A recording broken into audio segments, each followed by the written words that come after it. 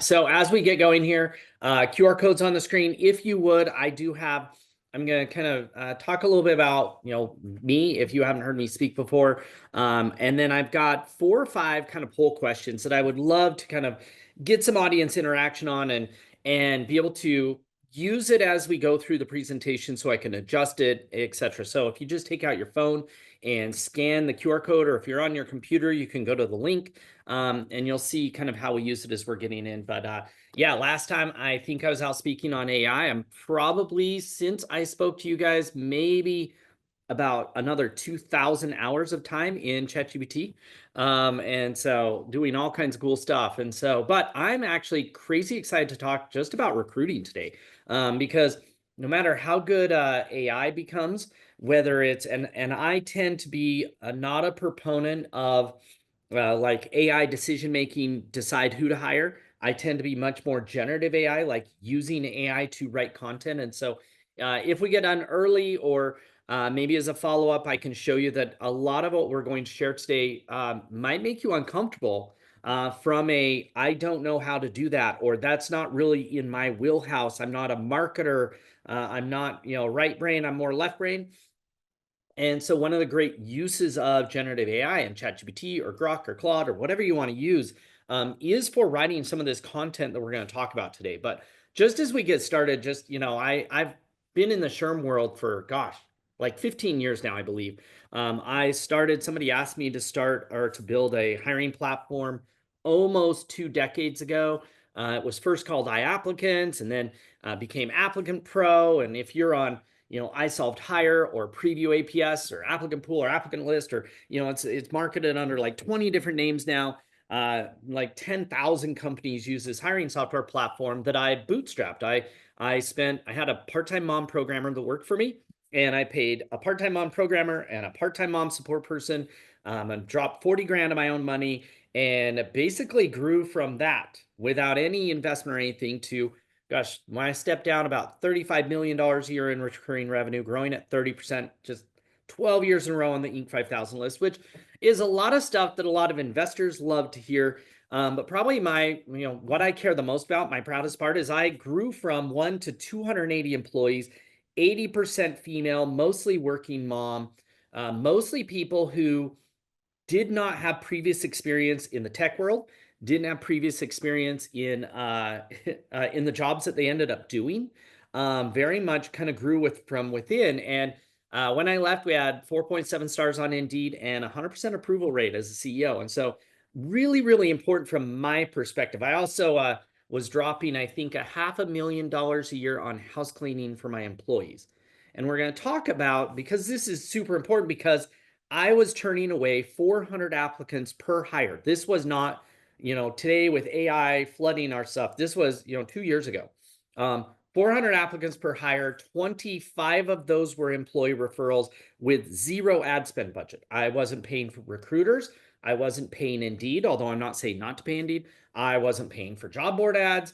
I was paying $250 per hire in my employee referrals. So I wasn't paying some excessive, exorbitant fee for that, just literally through creative marketing.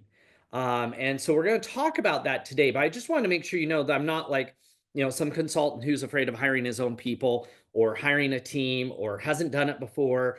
Very much I eat my own dog food. And in fact, most of what we're going to talk about today, I kind of like tested and perfected in my own little laboratory that was Applicant Pro. Just, my poor HR team didn't have a lot of choices but to do really weird, crazy, and difficult things, because I wanted to prove a lot of my ideas and show how they would work. But as we jump in here, I want to be able to kind of get some engagement here. And so I have a handful of questions. I promise it will be totally worth it if you just scan the QR code here. Very first thing, what is the industry of your organization? I want to make sure as we're going through this that I kind of make sure that my examples are on base, that you're not saying, oh yeah, but Ryan, that we're not software, so it won't work in our world, or we're not technology, or we're not, whatever the case may be. So if you just take a second. Plus, I really love, from a technology standpoint, if you haven't seen a slide presentation set up like this, I think Poll Anywhere does a similar thing. Really great to use. Even we use this in employee meetings as well.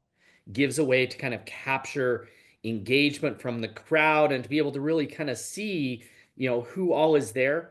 And so in this instance, like a really great example that it builds, and it's super engaging, which we always love. Healthcare, awesome.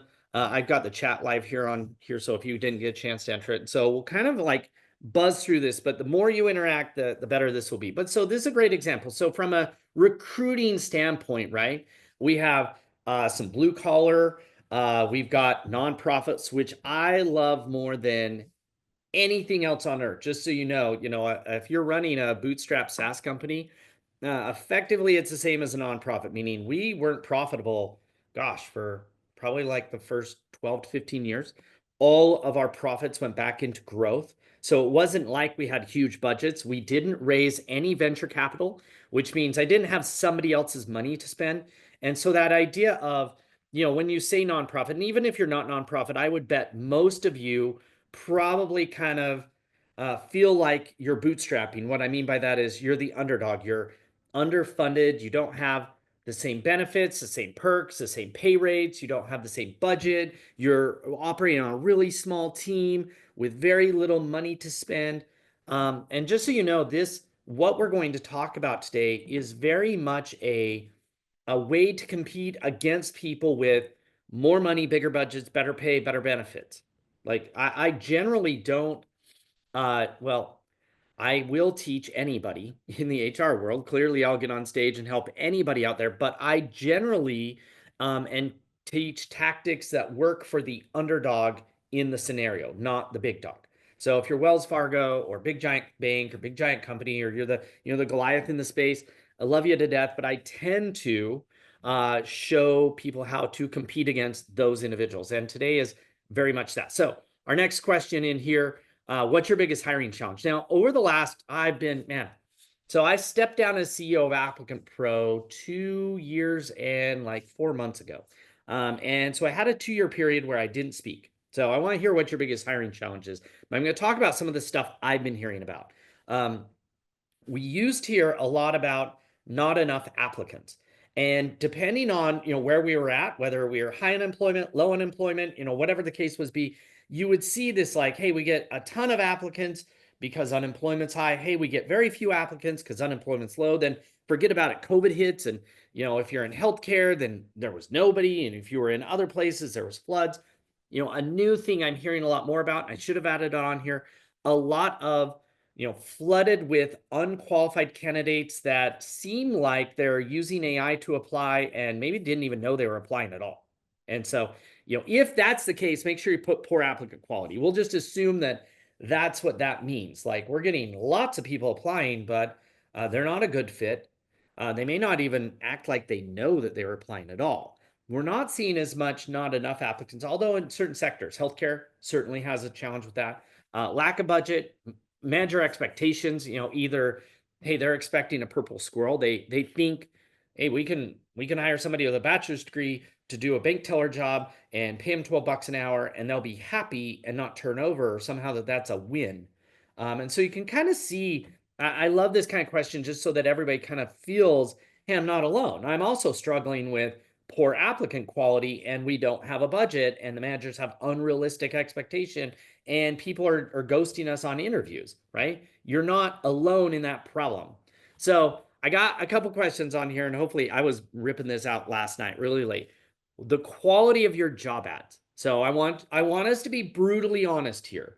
If you think about the last job ad you posted, the last thing you put on Indeed, the last thing you put on your career site, where are you at from it's a job description, which let's assume is very boring. This is from the perspective of the job seeker, not from your manager's perspective, not from your perspective, but where are we at on the like, hey, it's crazy boring. It's just a job description to, well, we put in a little bit, like a little blurb about why work for us, or hey, like out on the far side, I wrote a job ad the other day. It's like 7 pages long. It is a story-based narrative job ad. It looks, I can post a link to it and share it with you.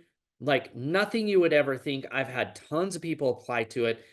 It's extremely engaging. And so I think I have just 2 more right here, right? This one right here. Who is the primary focus or what is the primary focus of your job ads? Is it the wish list my manager gave me in a requisition? Is it compliance? Hey, this is a job description. We need to make sure that it is compliant. Is it a corporate template? Like, hey, we have no choice. We just do what we're told here. I can't change my ads at all. It's whatever corporate gave us. Or is it job seeker engagement? Meaning, hey, this is all about the job seeker. When they read the ad, I want them to like stop everything they're doing and go, oh my gosh, I found the perfect job for me. I've been waiting for this job my entire life. This is everything I could ever hope for. I can almost sense what it's like to do the job. Now, as we think, and we can do the math on this, right? We've got 4, 5, 6 votes. The majority of votes are, hey, it's about the manager. Hey, it's about compliance. It's job description. Hey, corporate says we have to do this. Very few are out here on the job seeker side. And this is pretty normal. This is how it's always been, even though I've probably talked about job ads and job seeker focused job ads and narrative and story-based job ads for a decade, 12 years. I've probably been on stage in front of literally like 10,000 plus people talking about this. We still have our best practice, and best practice is by definition not best performing practice. Just keep this in mind. When it comes to say what kind of content we post and our approach to recruiting, most likely you might claim it's best practice, but really it's status quo. It's the way we've always done it. It's the way it's always been done. It's the way it's done by the majority of our industry. It's the way it's done by the majority of people on earth, honestly. It is the status quo. Just because it is the most common practice, the most used practice, the one that we're most comfortable with, that doesn't actually mean it's the best practice. And that's probably our number one aha right as we're getting going here, is that idea right there.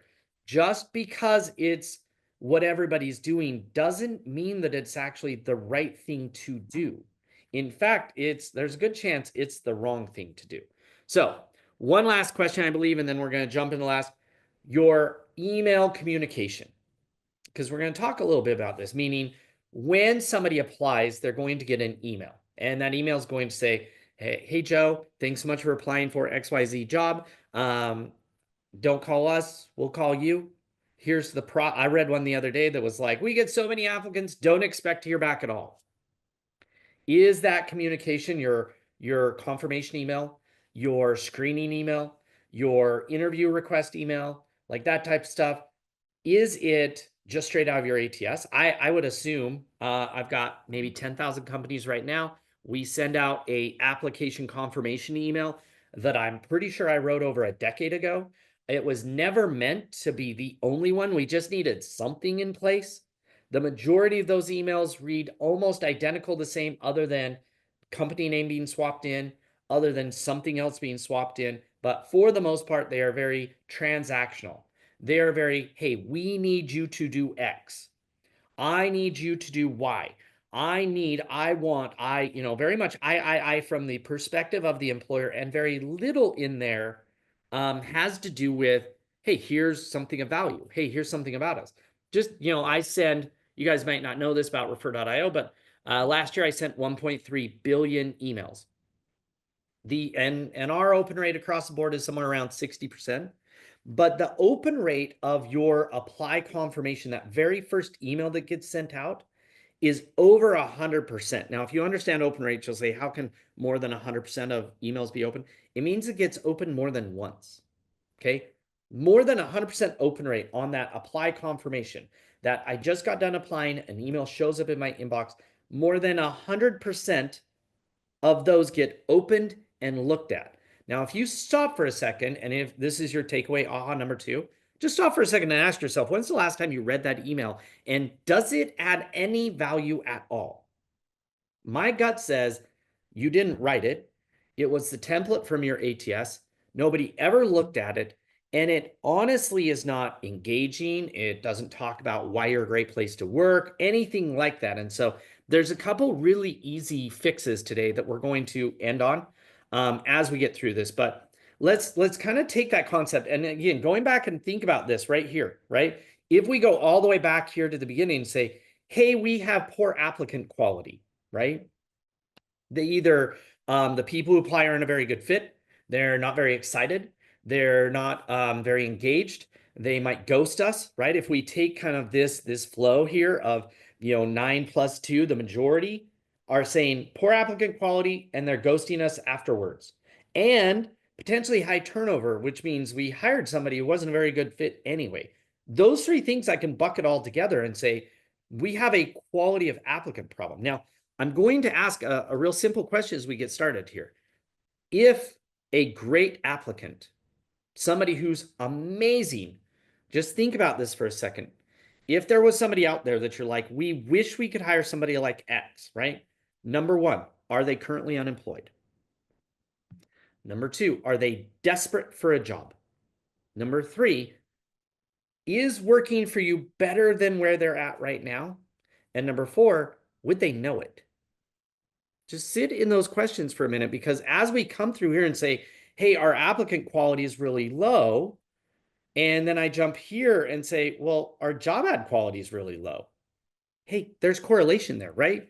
Hey, the focus of our job ad is not quality job seekers and expressing to them why we're a great place to work. No. It's compliance and the wish list of the manager. Hey, the email communication, the way we follow up doesn't actually continue to tell them why they should want to pick us. It's actually not that surprising that we have this problem, because the problem's us, right? Recruiting is broken, and the reason why is because we're doing the same thing we've always done. And what that thing is that we've always done, or what everybody else is doing, is post and pray and pay. We literally don't believe that what we post matters that much. We just post the same thing as everybody else. Now, imagine if Starbucks said, what ads we put out there don't really matter, and what they say doesn't matter. We could just literally post the ingredients of our coffee out there on social media, and people would be like, oh man, that list of 20 ingredients got me so excited. I went to Starbucks and paid 5 times more than I could pay to make it at home. Imagine if McDonald's just posted the ingredients of their hamburgers. Now, outside of their little jingle about the Big Mac, right? 2 patties, special sauce, whatever, like that doesn't work. Imagine also if, along with that boring list of ingredients, they just posted that over and over and over and over again. They didn't bring spice latte. They didn't bring pumpkin spice. They didn't bring, Christmas flavors and summertime flavors. And oh my gosh, pink drink is great for summer. Imagine if they just kept posting the same thing over and over and over again.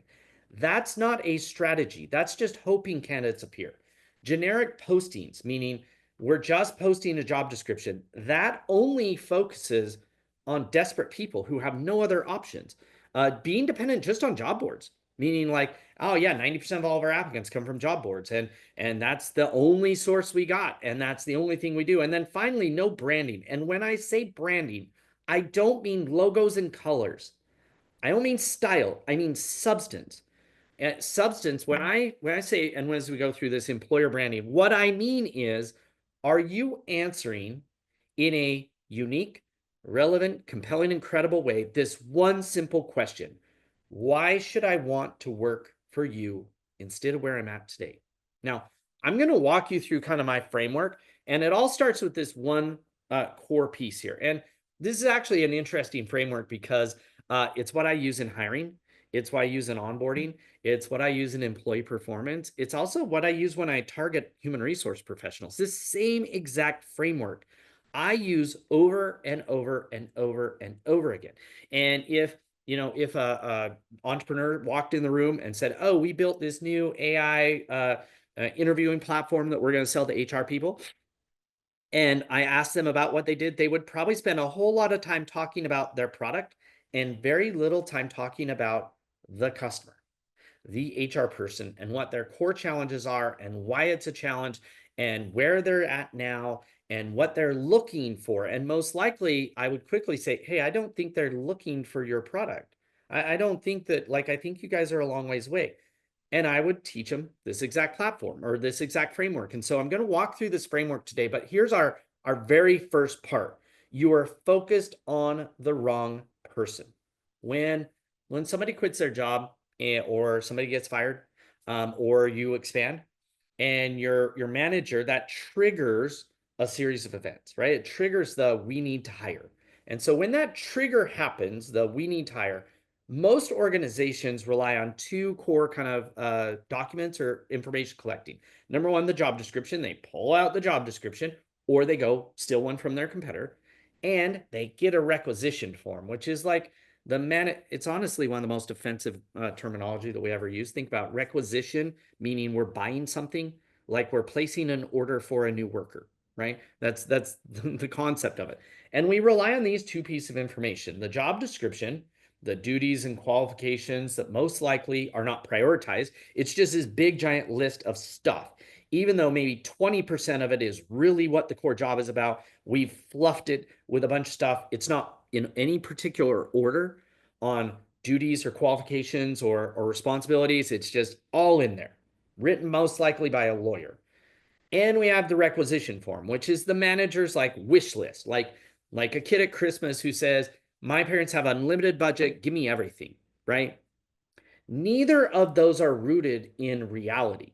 They just are what they are. Now, how do you solve for that is by asking this one simple question. Hey, manager, who do you wish you could clone? Right? And this really comes down to who have we hired in the last 6 to 18, 24 months? So constrain it. Who have we hired in this role in the last 6 to 18 months that was wildly successful, that we love doing the job, and that they love doing the job? That person, that one simple question, who have we hired? Now, for a lot of those kind of core jobs that you hire for all the time, super easy. You can go and look at, hey, over the last 2 years, we've hired 10 people. And if we stack rank them on who's the best, we look at the top 3 or 5 and we say, hey, that's our target. That's who we want to clone. Now, when I say clone, I don't mean race and gender and age and all that kind of stuff. I mean, like, where did they come from and what were they good at and why were they looking for a job? And I'm going to walk through that, but the who do we want to clone? That's crazy important. Now, if you don't have that history, it's a new job, then you could say, well, who do you wish you could clone? Let's go out to LinkedIn. Let's look at our competitors. Let's see who's doing this job at our competitors, not what their job ad says, but the resumes on LinkedIn, those LinkedIn profiles. We're going to start there and we're going to say, now, number one, who do we wish we could steal? Hey, that would be a great way to look at it. And would they actually come work for us? Because those two parts, we need the who and the would they, right? And so, but that's not a focus that most people are actually doing. And so we're going to walk through this, but we're going to start here. How to think like a marketer. I just took, and this was like, gosh, maybe about 15 years ago, I had this aha moment. I had left accounting. I'd got into web marketing. I'd spent a significant amount of time learning how to do search engine marketing, content marketing stuff. And I got into this HR space and I was like, man, recruiting, I need to understand it. And I got this aha where I'm like, wait a second, it's just marketing. So job seekers, they're just my target audience. And job ads, they're just my message, like a blog post, right? Job seekers are kind of like my target customer, and job ads are just like a blog post. And sources, Indeed, it's just like Google. And it's the same thing, a search engine, a job search engine, they work the same. And employer brand, that's the same as my actual brand, right? That's my reputation, right? And so if I understand that core part, I'm going to walk this framework. So here's where we start. The who. I cannot emphasize this enough. You have to start with a who. So for instance, I got lucky. I hired a couple, and this was like 20 years ago. I hired a handful of part-time moms to come in and work for me. And I hired them as admin assistants because I didn't know what else to call it, but effectively they were doing customer support. But instead of running a customer support ad, I ran this I got 3 or 4 people and I had them come in and I got them out of my network. And I started working with them and went, aha, like I love this target person. They are amazing. Part-time, partial hybrid work from home, work in the office, previous admin assistant experience, previous office manager experience. They're great on a computer. They're great at talking to my HR people that I'm working with. But no, they didn't have any previous customer support experience. Light bulb goes off in my head. Oh crap, that's a problem. As I wanted to grow, and we were growing 50% year over year over year. So we were literally like doubling the size of our team every 2 years, right? For like a decade and a half. And so I suddenly stopped and went, hey, Diane, thanks for chiming in on this. Yeah, this is like transformative kind of idea on this. I suddenly went, oh crap, like these individuals aren't looking for the job that I'm giving them, but I needed to know where they came from. And so this who is my target? I had Sarah and Tracy and Heidi that were on my team that I'd hired. And I went, oh my gosh, I just want to hire some more people just like them, right? That's my who. And it was probably, in fact, I know for a fact there are people back at Applicant Pro that have saved emails from me when I would honestly, strangely validate them by saying, hey, Jessica, uh, I want to clone you. Like, I love the way you show up at work. I love how great you are at your job. I love everything about you. And I want to clone you. I want to have more people like you. So, can you tell me more about yourself so that I can understand better what makes you tick? And so, that who is the very first part. Can we identify the who? That brings us to step two is where. Where were they before they came to work for me? Right? And where do they want to go? So this was a big aha for us. We'd taken our support team, we'd moved some of them into sales, right? So I have these part-time moms that started working for me in a support role, making like 15 bucks an hour. And then I got really mad at the arrogant jerk sales dudes that I'd hired and fired them all, except for Steve Smith. If you know him, he's awesome. But I fired all my other sales dudes and I gave their leads to some of my support moms. And I'm like, hey, will you just call these people? Because I actually like working with you. And I believe that you like our clients and you love our product and you just care deeply about our organization. And these sales a-holes don't. And so try this out. And so I got some of them, Sarah, my first one, to close a bunch of deals. She was crushing it. I'm like, oh crap. So I want to clone more Sarahs. But Sarah, the sales rep, was not looking for a sales job. And so I had to go back to where was she when she started with me? Oh, she was in support. And where was she before she started in support? Oh, she was like an admin assistant and had done some call center work. Oh, now I knew where they were at, right? And so this was super important because I made the mistake. I was like, oh my gosh, we've got tons of leads. I need to hire some more salespeople. So I went out, looked at some of my competitors, Bamboo HR and some of these other companies, looked at their sales job ads because me and Bamboo, we were like next door to each other basically in Utah County. I looked at their sales ads and I ran a sales job ad just like everybody else would have done if you were me. You would have gone and looked at your competitor's ad, looked at the job description, and wrote an ad that sounded just like them. And all the applicants that came in looked nothing like Sarah. And again, when I say look, I don't mean physically looked like her. I mean like psychologically didn't look like her and emotionally didn't look like her, and approach to the job and philosophy and the way that she approached things and her previous experience. My sales reps were more likely to have the word their typing speed and office manager and admin assistant on their resume than the word sales. And that was my big aha. I looked at the applicants that came in. I went, these people all suck. This is not who I want in my company. I want more Sarah and Tracy. I don't want these individuals. But my job ad was attracting different people. And so that aha suddenly clicked of like, wait a second, my requirement was you had to know GoToMeeting, which was Zoom back in the day.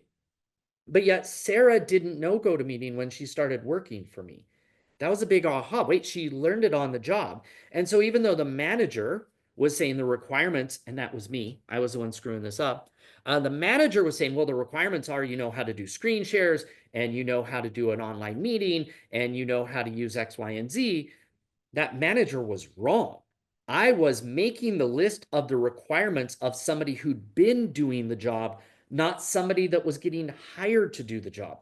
I was overstating those requirements, which, if you know much of the psychology on this, number one, it does scare job seekers away. But number two, it scares away predominantly women who don't apply unless they're a perfect fit. And it scares away people who are a little bit more rules compliant. You end up with people who are more likely to break the rules, bend the rules. And people like me, that's like, it's not my fault you hired me to fly this plane. You should have done a better job, right? That's not generally who you want in your organization. And so this, where are they now, was really important. Hey, now I know where they're at. It brings me to my next question, which is, why are they looking for a job? Why do they dislike where they're at now, right? And why will coming to work for us be better? This right here is crazy important. If you don't know why they're looking for a job, which I'm going to show you a little thing. This comes from the jobs to be done theory. If you don't know why they hate where they're at now, if you don't know why they feel stuck, if you don't know why they're unhappy, then how are you going to write something that attracts them and pull them in? And number two, how do you know they won't be just as unhappy and unsatisfied working for you? You see, what I'm looking for is somebody who's dissatisfied where they're at that will be crazy satisfied coming to me where this is an upgrade. So let me tell you my favorite people to recruit. Again, I was building this team of mostly part-time moms who would then grow into full-time. And I hired men as well. I hired everybody across the board, but for the most part, I was starting with part-timers, which meant that's kind of who I attracted. And this one day I interviewed a um, a future mom who worked at a dentist office. So she was working the front desk at a dentist office, and us SaaS people would never in a million years have thought, "Ooh, we're going to recruit dentist office managers and dentist front desk people." That is not in a million years who we would be recruiting into our support team. But I interviewed this individual. She came in crazy smart, insanely like a great fit for who we're at. And one of the things she asked me while I was sitting on the interview is I was like, "Hey, this is what your pay rate's going to be. And you know, we take these holidays off and I pay you for it." And she's like, "Wait, you're going to pay me to not work?" And I was like, "Wow, that's weird." I'm like, "Yeah, this is a full-time job and you had a full-time job, and holidays, you know, federal holidays and state holidays, we take those days off and I pay you." And that was foreign to her. And I said, "Oh, and also I'm going to give you 15 days of paid PTO," which was extra foreign. And so I drilled down into that a little bit. And she's like, "No, no, like the dentist doesn't pay us when we're not working. He believes that's offensive. If we aren't working, we don't get paid, even if it's Christmas or Thanksgiving or whatever the case may be, or if we're sick or whatever the case may be." Many entrepreneurs, especially in that kind of professional level, think their employees are also owners like them. And so they're like, "Well, I don't get paid when I don't work, so you shouldn't get paid when you don't work." Crazy offensive. That dentist also was super offended that in her off hours, she suddenly became like a nail technician. He viewed that as a knock on loyalty. And the worst part, when she had her first kid, he expected her to come back full time or he was going to fire her. There was no concept of part time. Like literally that was broken. We hired her. Within 90 days, she was awesome. Within 6 months, we'd hired 4 people from that same dentist and from an orthodontist and a few other places. It became our, hey, this is why they're disgruntled. And this is how working for us is going to be amazing. Now, this kind of, hopefully this makes sense because this is the psychology behind who you target, where they're at, why they're looking, and how we're going to make the case that coming to work for us is going to be this upgrade. It is by far the most fundamental part of recruiting like a marketer is empathy, not money. Empathy becomes our superpower in this instance where we're saying, "Hey, wait a second, I can actually slow down and I can discuss some stuff and I can talk to these people and I can interview them." I would be at trade shows with one of my team members, and in the downtime, I'd start poking and prodding them about, like, "Hey, so where'd you come from? Why did you hate it there? What was it like? What was your boss like? What was the environment like? What was the situation like?" Etc., etc. And I was trying to understand how this dynamic was being created, where coming to work for me was so much better. I would poke and prod in the same way of going, "Hey, you're in support. Why do you like it? What is disgruntling about the support job in our company?" Trying to figure out, should you go into sales? Should you go into product management? Should you go into marketing? What was that next step? And again, why would that be an upgrade? If you really think about this, we as humans don't do, like, we don't go through that much work just for a direct same, meaning like right now, you wouldn't go buy a different house that was basically the same in a different part of town that was literally like exactly the same situation and go through all the work of moving. There would have to be a reason that it was an upgrade. Now, that upgrade might be a better neighborhood, a better school district, nicer house, a bigger house. A smaller house could still be an upgrade if suddenly you're an empty nest. I no longer have kids at home, right? And so maybe I want a smaller house, but it has to be that upgrade. The way that we think about this, so this comes from the jobs to be done theory, and there's a really cool worksheet you can use for this. But effectively, you're saying, "Hey, look, over here's our job seeker on the far right, And we want to know what gains they're looking for and what pains, what challenges they dislike about their current situation. And over here on the left, this is the product we're going to sell them, which is the opportunity of working for us. Not just the job, but our culture, our environment, our values, our leadership team, our managers. Think about it. For most employees, they don't hate their job. This is super important. Most people don't hate their job. They hate doing that job in that environment for that manager with those coworkers, for that customer, in that culture. They hate that that job leads them nowhere. There's no potential advancement. It's not growing them. It's not the actual job that they hate. Now, this is super important because if you fundamentally understand that the majority of your job seekers do not hate their job, they hate everything else about that job, right? Therefore, when you want to lure them away to come and work for you, if 80% of the reason they're going to quit is not their job, it's about all those ancillary things, well, then 80% of the case we're about to make needs to be about not the job. So stop for a second and think about this. If this is true that the majority of people quit their manager, their culture, their work environment, their lack of growth opportunities, their lack of whatever, those are the reasons I'm quitting. And over here, you post a job description. It does not answer the question that is being asked by these. Is your environment better?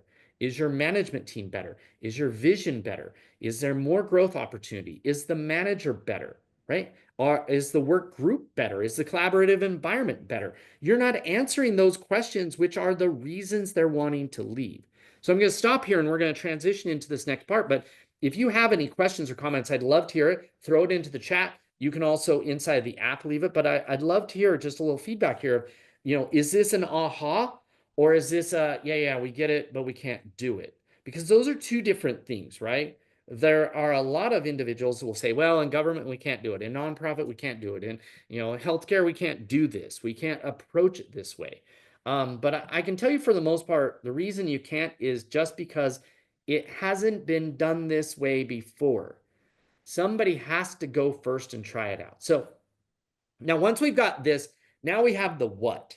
And the what is and not just the ad, but every piece of content that I'm going to run into between the day I go, hey, I'm out looking for a new job, or something shows up in my inbox with a job, or anything like that.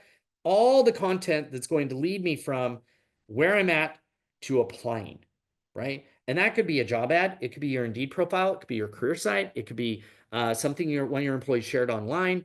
Any of that content, right, is the what.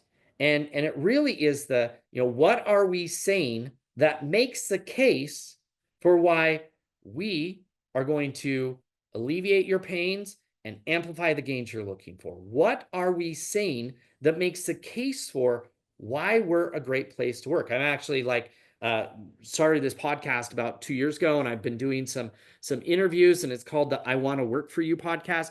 And it is pulling and drawing that concept because, as a great example, I know that we have a couple nonprofits on here, and I love working with nonprofits for this one fundamental reason. They tend to be posting the same garbage that corporate America posts when it comes to job descriptions. And it's the very reason that they get very low applicant flow. And yet, when you actually go talk to their employees, they have amazing employees who love working there, not because of the money, but because of everything else. And yet, so inside of that, I love working for you are all the answers to the reason why we don't get good applicant flow as a nonprofit. It's not the job description. It's all the other stuff that needs to be expressed before somebody gets in there. I actually have a city I'm working with right now, or that's one of our clients, and we were talking to them on the phone the other day, and they're like, yeah, look, it's kind of like if you know, meaning if you know what it's like to work for our city because you have a friend or a family member or something, you know that it's awesome. But if you don't know, you don't know. And like I was sitting there going, so let me get this right. So you know that you're a great place to work. And you just told me that if you knew that, all these people would want to apply. And yet people don't know it because you don't tell them. This is not hard stuff. And yet they're throwing more money at Indeed to amplify their boring job descriptions that don't answer the question why somebody would want to work. And I stopped them. I'm like, so I just got this weird question like, why is it such a freaking secret? Why are you keeping this a secret that you are a great place to work? It makes no logical sense. It's not a secret. It's not something they should be keeping secret. It's not something they're trying to keep secret. It's just something that they're not trying to get out there. And so this concept, now, when we take it from here and we say, all right, we know those other parts. Now, here's our next kind of thing to aha about is that you can't treat all these different sources the same. If you think about Indeed right now, for most of the people on this call, when you run an ad on Indeed, um, that is the only content that a job seeker is going to see before they apply. They're not being routed to your career site. They're not being routed anywhere else, which means that job ad, and in fact, the most of them don't even go look at your reviews or read the Indeed profile. So a job seeker on the job board runs a search or gets triggered by an email, generally, um, goes in here, looks at this job ad, and decides apply or don't apply, just based off the ad. So even though you might have spent thousands or tens of thousands of dollars to build this really cool career site with all these awesome videos on it, the majority of your job seekers, especially those coming from the job boards, never see it, which means that content, that job ad, has to stand on its own and make the case for why we are a great place to work. Now, if somebody comes to your website, that's a totally different person, right? And that journey that they take, the content they're going to engage with, can be very different and curated in a different way. And an employee referral, once again, totally different journey, totally different kind of, oh, somebody posted about it online. And if you're me, this is my hack. So my employer referral hack is very psychologically motivated. So I decided about, gosh, like 8 years ago, that I was going to roll out this really cool benefit called house cleaning. So I was paying for the house cleaning for all my employees. Again, 80% mom organization. I'd spent a bunch of time saying, what's your biggest guilt? What's your biggest sadness when you go home? What could I do to make your life better? And the thing that popped up was like, man, if you could clean my house, that'd be great. And a percentage of them, they were making enough money to pay for house cleaning, but a lot of them wouldn't. It was a guilty pleasure. So I decided to roll out this benefit where I would pay for their house cleaning, right? And part of that rollout was, look, you can hop online and you can complain about how crazy Ryan was today or what a terrible boss I am or whatever you want to say. But when the house cleaners come, I just want you to post on Facebook and say, thanks, Applicant Pro, for cleaning my house. That's all I want you to do. I want you to share that the house cleaning is happening. And so that started to drive this content of like the type of messaging I was getting out there was Applicant Pro cares about their employees. We pay for house cleaning. Right? That was the only message. So that then when my employees would share, hey, we have a job ad, here's who we're looking for, here's my story, it would connect and bring them in. And then the last one, past applicants. What are you saying to them? Now, hopefully this makes sense as far as from a sourcing standpoint, but it doesn't really end there. This next kind of flow is what we call next. And that's this idea that just because people applied, especially when you posted some boring job description, you have a bunch of opportunities that you're going to engage with them, right? You're going to screen applicants and maybe you're going to send them out an assessment or a video interview, or you decide who your finalists are or who your next group is that you want to interview, and you send out an interview request, or maybe you send out an offer letter or something. I want you to stop and think about all of these different touch points, right? These are the process that you're trying to drag them through, right?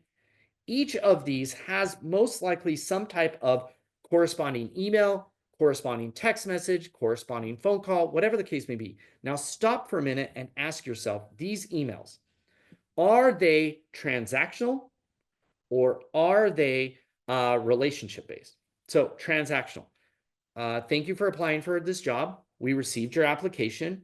One of our team will review it and we'll get back to you. Transactional. That was in this transaction, you did this, so we are doing that. That's it. Whereas relationship-based would be, hey, thanks so much for applying. We received your application. We're going to review it. But in the meantime, I bet you'd like to learn more about why we're a great place to work. So here's the top 3 things our employees say about why they love working for us. Click here to go to our career site and watch our video of our team. we're starting to build our relationship. We're starting to brand this email, not brand it because it has our stupid logo in it and our color scheme. Brand it because it starts to make the case or confirm that case of we're a great place to work.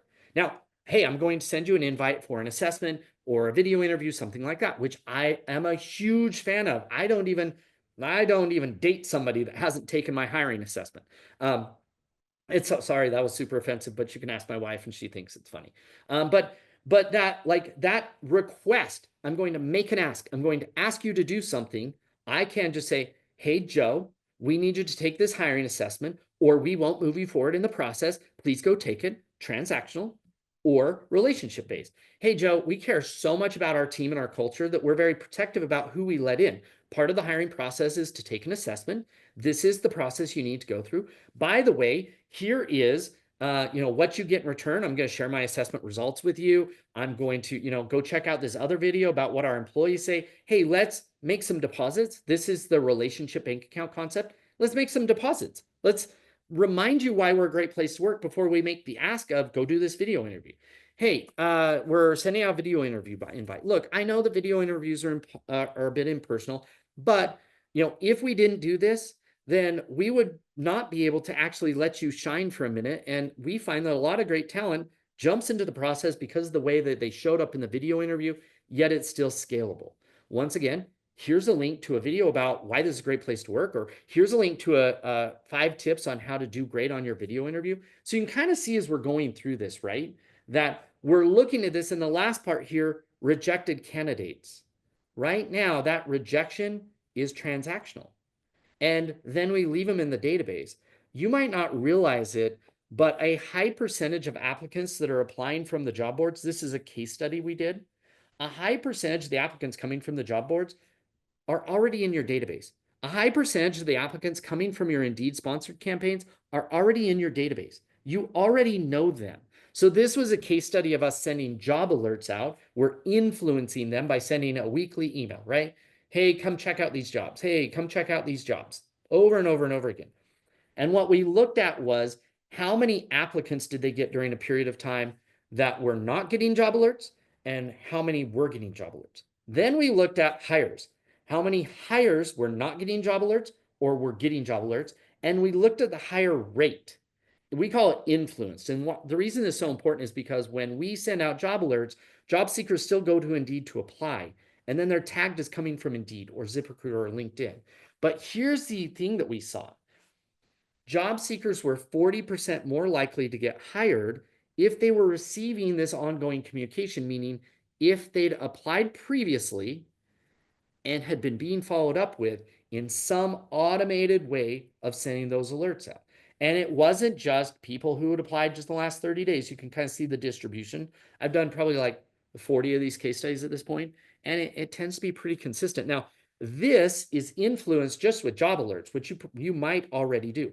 This wasn't awesome job alerts, meaning like making the case for why you're a great place to work and expressing that information in it. And so we're gonna jump into questions in a minute, but here's my question. What are you going to do about all this knowledge? Because I assume at this point, or I hope at this point, that this was worth attending besides just the, oh, look at that. My otter showed up and gave you guys some feedback and a full summary of the meeting. There you go. What are you going to do about it? Because I can tell you, I've given a similar presentation to this to thousands of people. And yet 6 months later, I go look at their job ads and they're the same. They're just as boring as they were before. They're just as bad as they were before. And so, knowledge, while you do get credit, isn't really worth anything if you don't actually implement it or execute it. And so clearly, my hope would be that you actually do something with this, because I know for my organization, it was wildly transformative. So we're going to jump over here and see if we have some questions here. You're welcome to submit any questions you have in 2 different ways. You can throw it into the chat box in Zoom. More than happy to answer. Or you can go back and scan this and throw some questions in here. Love to, and we'll leave it on this kind of what are your biggest takeaway slide. Just as we answer a few questions, love to answer any that pop up. Love to hear kind of what your biggest ahas are. But yeah, let's see what we got. All of the above. Yeah, honestly, Carmen, this is a big mental shift, and the way to think about fixing recruiting, like we think there's some magic bullet out there, and for the most part, tech people like me or whoever it is, solution providers are trying to sell you a magic bullet, and so they're like, oh, AI is going to fix all these problems. No, it's not, right? Generative AI can rewrite your job ads, but if you don't feed it the right knowledge and the right information, it's going to just write a boring job ad faster. I can right now in ChatGPT write you a boring job ad. It will take 3 seconds. And if all you want is to be more efficient at getting the same bad results, right? What are some ways to reject candidates that is still relationship building and not transactional? That's an awesome one. So a long time ago, I set this like tone of like, hey, what could I make it that applying for a job with me would make your life better? Right? And so for us, Sherry, one of the ways that we did that was we took and put together a little course that we sent out. And so we were like, hey, sorry that you didn't get a job. We wish we could hire everybody, but unfortunately we can't. Hey, by the way, here is these 3 videos that you can do to learn how to level up your tech skills, how to network your way into a job in the tech world. Because for us, especially in the tech world, I kind of view this as like I'm Willy Wonka. That's probably the best way to think about it. 20 years ago, I got lucky and got this golden ticket, which was an accounting job at a tech company. Utterly changed my life, like completely changed everything about my life. And so I kind of believe that I can take that same golden ticket and hand it out to working moms and college kids, whoever it is that comes into my sphere of influence of working for me. I believe I'm giving this opportunity.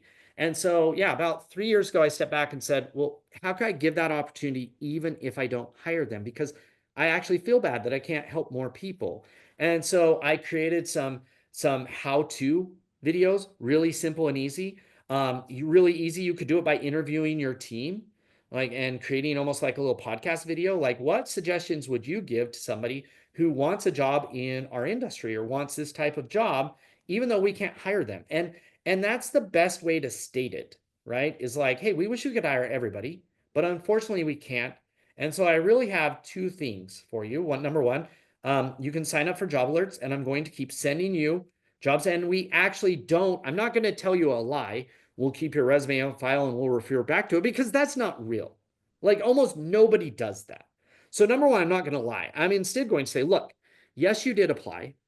And while I would love to tell you that I'm going to review your application in the future and reconsider it, most likely it's not, because that's not our process. But what I can do is say, if you go sign up for alerts, we will notify you when there's a new job, and we made it easy to reapply, and therefore watch that. Number 2, here is some type of content. Industry thought leadership, job thought leadership. Hey, here's a video that I love online about how to prepare for your interview.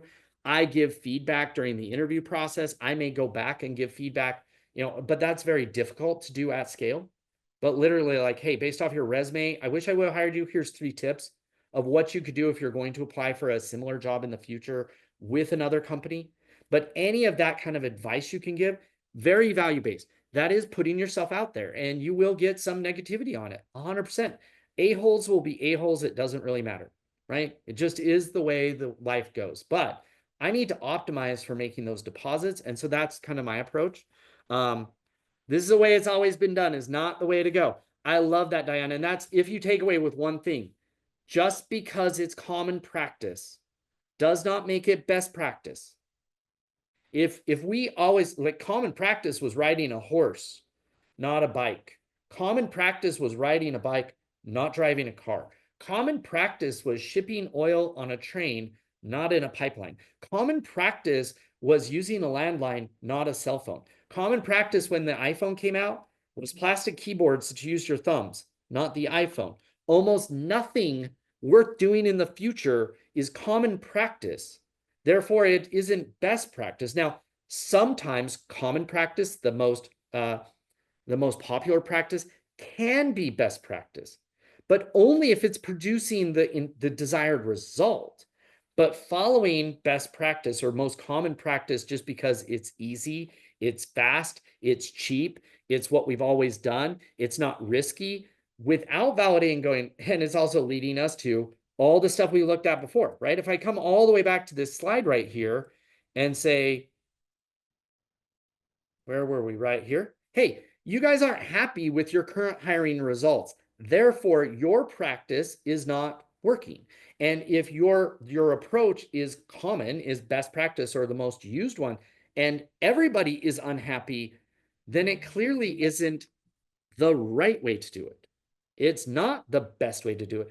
It just is the way it's being done. And the way it's being done is not like just what we stick with. Let me go back to this question one, just make sure we don't have any questions. Yeah, like that's, I can tell you for me. So job ads to update now. So just so you know, if you swing by my booth at SHRM, or if you hit me up after this, I'd be more than happy to show you some examples of what job ads could look like. Generative AI will crush this job for you. It does phenomenal at it if you prompt it the right way, if you follow this thing. But you could also take, like Otter, I know, just posted this, see the full summary. If you drop that into ChatGPT and say, hey, can you teach me how to do this? Can you show me how to do this? Hey, here is the transcript from this webinar I just attended with Crazy Ryan on it. Like, build me some prompts that will do what he's telling me to do. It will literally spit prompts for you on how to actually implement this. And so we live in amazing times. We live in, yeah, amazing times. I would have said that 15 years ago, 18 years ago when I got in the HR tech space. Generative AI is amazing times. And this is a great way to use it. So that's the end. I know we're right up at the end of the time. If there's any other questions, you can reach me at Ryan@Refer.io.